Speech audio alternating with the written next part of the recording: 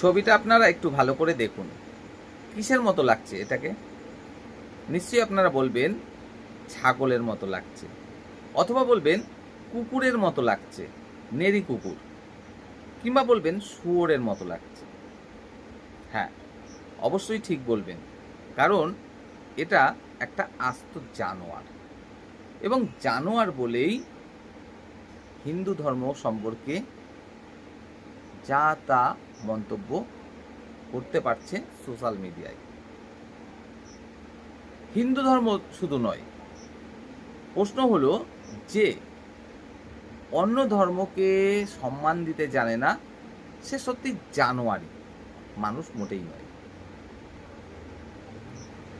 আমি নিজে হিন্দু ধর্মের একজন ছেলে না, আমি তো কখনো মুসলিম ধর্মকে ছোট করার কোনো রকম মন্তব্য করি না। বা আমাদের ভারতবর্ষে কোটি কোটি হিন্দুরা বসবাস করে, তাদের মধ্যে থেকে তো তেমন একটা শোনা যায় না মুসলিম ধর্ম বা খ্রিস্টান ধর্ম, বৌদ্ধ ধর্ম, শিখ ধর্ম সম্পর্কে বাজে মন্তব্য করতে। কিন্তু এই রকম জানোয়ারদের মুখেই কেন এই কথাগুলো শোনা যায় বারংবার? রংপুরে, বাংলাদেশের মাটিতে রংপুরে রাম মূর্তি তৈরি হবে, কিন্তু এরা সেটা করতে দেবে না। এদের মতো জানোয়াররা করতে দেবে না। এদের বক্তব্য, বাংলাদেশে তো বাস করে সংখ্যাগরিষ্ঠ মুসলমান, আর মুসলমানরা নাকি রাম মূর্তি দেখলে ধর্ম নষ্ট হয়ে যাবে, ঈমান নষ্ট হয়ে যাবে। এর মতো জানোয়ারদের পাল্লায় পড়ে সাধারণ মানুষজন, তারাও যে কত অন্যায় করছে না, হয়তো বুঝতে পারছে না এর মতো জানোয়ারদের পাল্লায় পড়ে।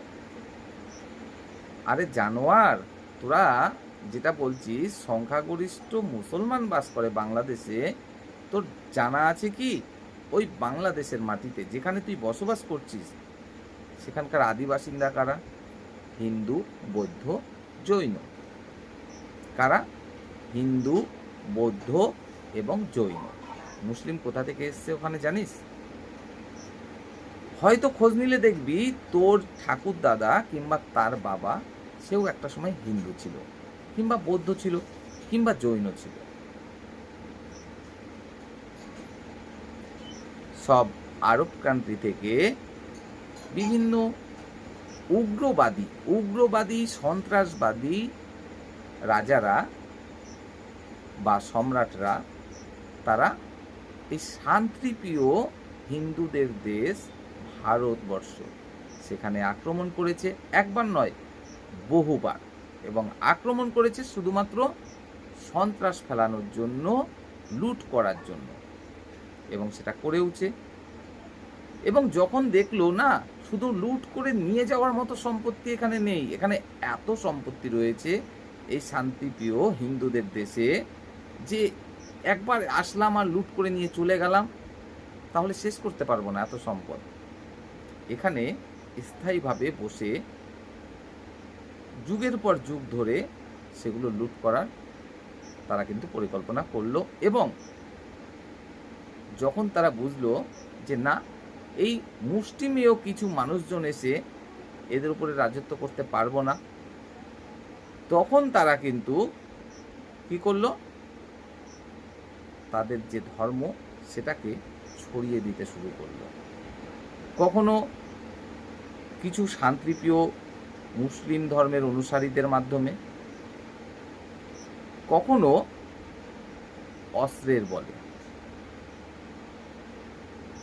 তারপরেই একটা সময়ে এভাবে করতে করতেই তোর ঠাকুরদাদু অথবা তোর ঠাকুরদাদুর বাবা, সে ওই হিন্দু ধর্ম বা বৌদ্ধ ধর্ম বা জৈন ধর্ম থেকে পরিবর্তিত হয়েছে মুসলিম ধর্মে।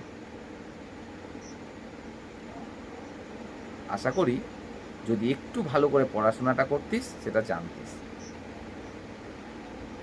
তো যাই হোক, রংপুরে তোরা যে হিন্দুদের নিজেদের টাকায় তৈরি রাম মূর্তি করতে দিবি না, তাতে করে না তেমন বেশি কিছু হবে না, রংপুরটাই কিন্তু আলাদা হিন্দু রাষ্ট্রে পরিণত হবে এবং আলাদা হয়ে যাবে বাংলাদেশ থেকে।